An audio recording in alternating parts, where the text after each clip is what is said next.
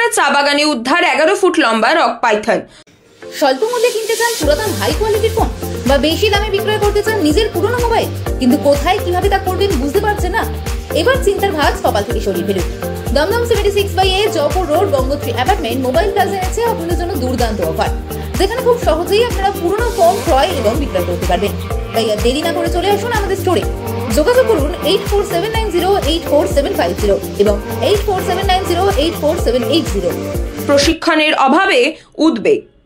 আলিপুরদুয়ার জেলার পাটকাপাড়া চা বাগানের থেজবাড়ি সেকশনে হঠাৎই চাঞ্চল্য ছড়ায় যখন বাগানে কর্মরত চা শ্রমিকরা একটি বিশাল আকৃতির রক পাইথন দেখতে পান।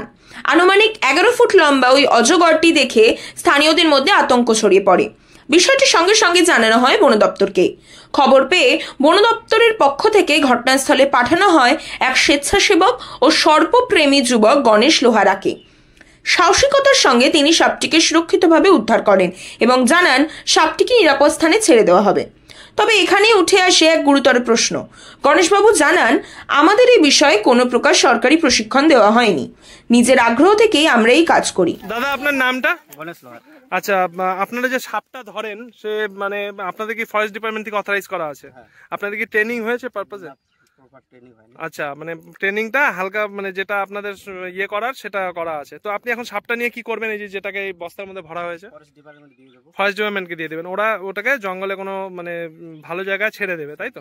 ঠিক আছে। মানে সাপটা কি সাপ? এটা অজগর, মানে রক পাইথন যেটা, ওই সাপে। মোটামুটি ওজন আর লম্বাটা? 10 ফুট।